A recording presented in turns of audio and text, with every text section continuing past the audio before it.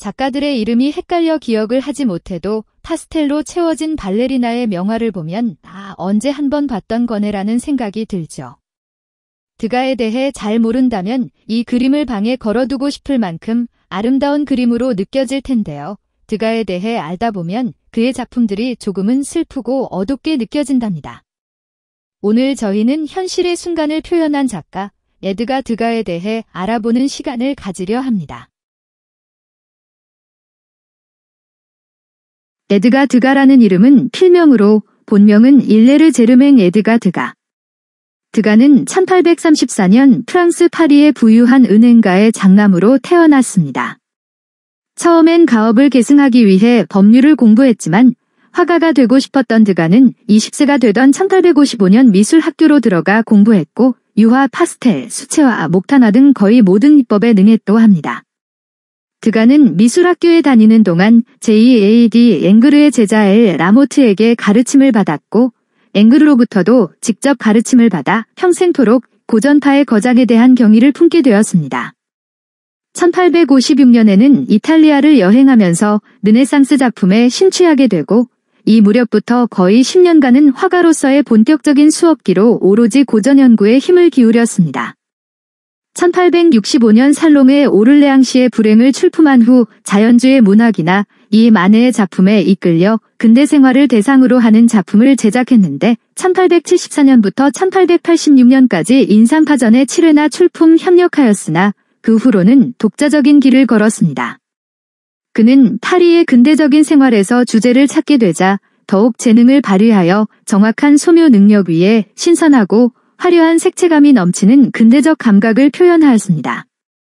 인물 동작을 잡아 순간적인 포즈를 교묘하게 묘사하여 새로운 각도에서 부분적으로 부각시키는 수법을 강조했으며 주로 경마나 무의 욕탕에 들어가거나 나오려는 여성의 한순간의 동작을 즐겨 그렸습니다.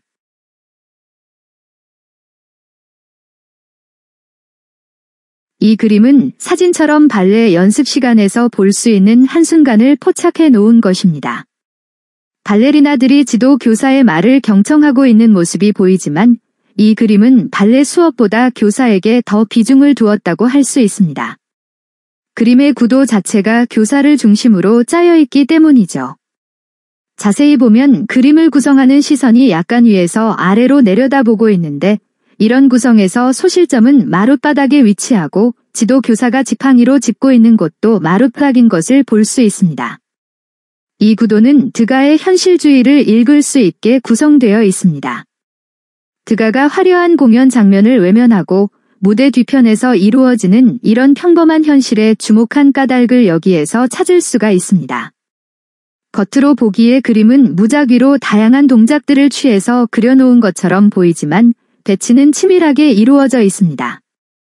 각자의 동작들은 자연스러우면서도 긴밀하게 관련성을 가지고 있고 오른쪽 뒤로 발레 의상을 입지 않은 이들은 어린 발레리나의 엄마 또는 보호자들입니다.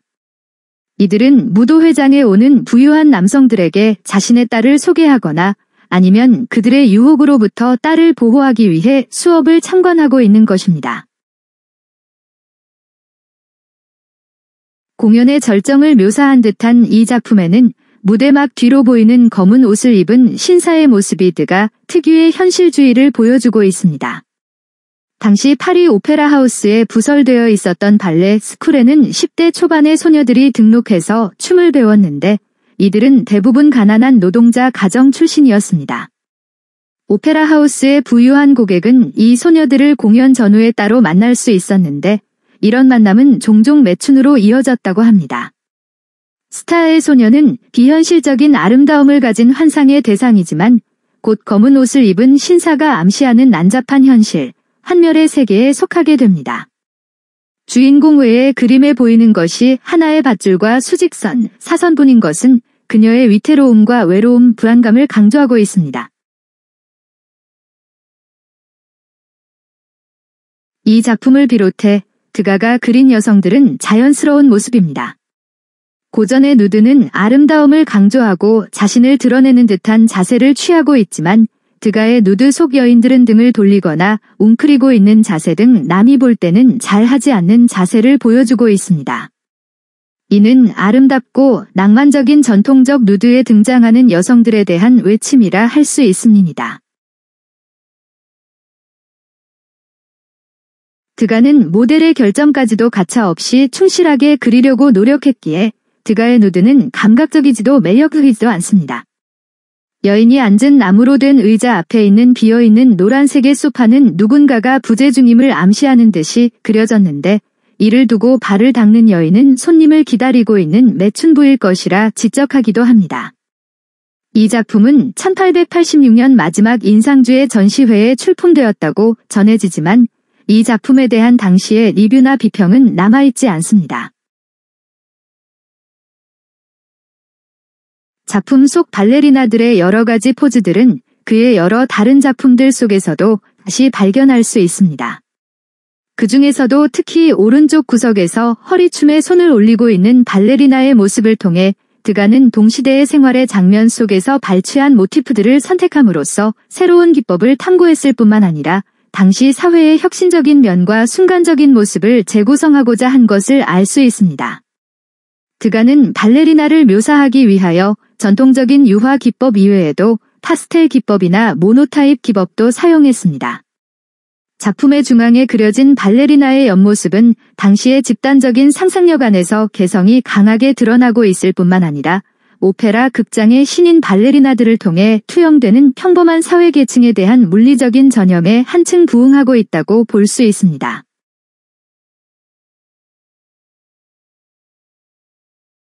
이 작품에서 주목할 만한 부분은 화면 하단 5명의 발레리나들입니다. 관람자의 시선은 5명의 무용수들이 몰려있는 화면의 하단에 집중되어 시선이 자연스럽게 발레 마스터가 있는 상단부로 이동하려는 이 발레리나들의 동선을 따라서 이동하게 됩니다. 이를 통해 관람자들은 무대 위에 발레를 그린 작품을 보고 있지만 마치 실제로 무용수들을 보고 있는 듯한 착각을 하게 됩니다. 여기서 드는 2가지 의문점이 있습니다. 첫 번째로 드가의 작품 속 공간을 보면 발레 수업을 하는 곳이라던가 무대 뒤편, 분장실 등 일반인은 쉽게 출입하기 어려운 공간들인데요. 일개 화가였던 드가가 발레 공연장, 분장실, 무대 뒤편 출입이 어떻게 이렇게 자유로울 수 있었을까요? 이는 학창시절 친구 류도빅 알레바 덕분입니다. 파리 오페라 극장에서 대본 작가로 일하던 그 덕분에 무대 뒤나 분장실 같은 곳에 출입이 자유로워 무대 뒤나 준비, 연습 등을 하고 있는 발레리나의 모습을 생생하게 담아낼 수 있었던 것이죠. 또 하나의 의문점은 왜 이렇게 발레 그림이 많을까?인데요. 여기에는 크게 2가지 이유가 있습니다. 드가는 어린 시절 어머니가 다른 남자와 외도를 하는 장면을 목격해 큰 충격을 받고 어머니의 외도로 아버지가 무너지는 모습을 옆에서 지켜보게 되면서 이에 따른 배신감, 혐오를 작품에 그대로 표출했습니다. 그의 여러 작품에서 볼 수 있듯이 여성의 얼굴이 일그러져 있고 기괴한 동세와 표정을 하고 있는 것을 볼 수 있으며 꼼꼼하게 묘사된 남성들의 얼굴과 비교해 여성의 모습은 대체로 흐리고 제대로 알아볼 수 없게 묘사된 것 역시 그 영향이라 볼 수 있겠죠. 그렇게 드가는 그때부터 여성에게 심한 배신감과 버림받은 감정을 느끼면서 살았는데 그러던 중 당시 파리 사람들이 즐겨보던 오페라 공연을 감상하면서 발레리나의 역동적인 움직임에 매혹당했고 그렇게 발레는 그의 작품 속 소재가 되었습니다. 2번째 이유는 다른 소재보다 발레를 소재로 한 그림이 가장 잘 팔렸기 때문인데요. 부유했던 집안에서 자라 경제적 어려움 없이 자란 드가는 아버지의 죽음과 동생의 파산으로 생활비를 걱정하게 되는 처지가 되고 자연스럽게 돈벌이가 되는 그림을 많이 그리게 되다 보니 발레 그림을 가장 많이 그리게 된 것이랍니다. 또한 처음엔 친구 류도빅 알레바 덕분에 무대 뒤, 분장실 등의 출입이 자유로웠지만 점차 발레를 소재로 한 그의 그림이 잘 팔리게 되면서 파리 오페라 극장의 백스테이지와 연습실을 오갈 수 있는 상급 연간 회원이 되어 남들이 쉽게 보지 못하는 발레리나의 이면을 작품에 담을 수 있었습니다. 드가의 작품을 보고 나면 그의 화품에 관해 말하지 않을 수 없는데요.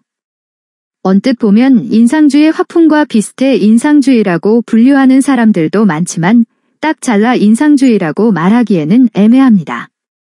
대표 인상주의 화가인 모네와 색채를 사용하는 방법이 비슷해 보이지만 야외에서 그림을 주로 그렸던 다른 인상주의 화가들과 달리 드가는 미술은 스포츠가 아니다라며 야외에서 그림 그리기를 싫어했으며 오히려 실내에서 그림 그리기를 즐겼던 드가는 자신은 사실주의자라고 주장했다고 합니다. 이렇게 인상주의자들과 차이점을 보이는 드가이지만 인상주의자들과 같이 사진을 찍은 듯한 묘사에 반대했다는 점, 동시대를 기록했다는 점에서 인상주의의 성격을 가지고 있다고 볼 수 있습니다. 앞서 본 작품들과 같이 그의 눈과 기량은 파스텔이나 판화에도 많은 수작을 남겼을 뿐 아니라 1870년경부터 나빠지기 시작한 눈이 1901년경에는 거의 보이지 않게 되었음에도 그 후 손댄 조각에까지 더 없는 걸작을 만들어냈습니다.